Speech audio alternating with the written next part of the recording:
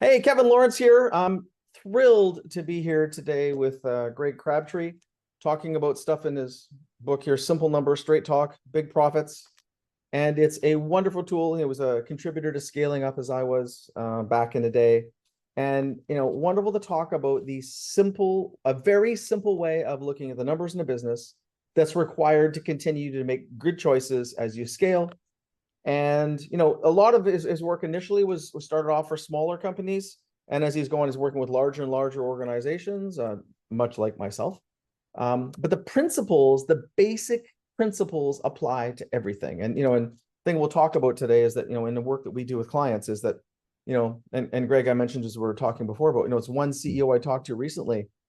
His business, the growth stalled, and they're well into a few hundred employees and a couple hundred million of revenue and beautiful profits, like a really great business.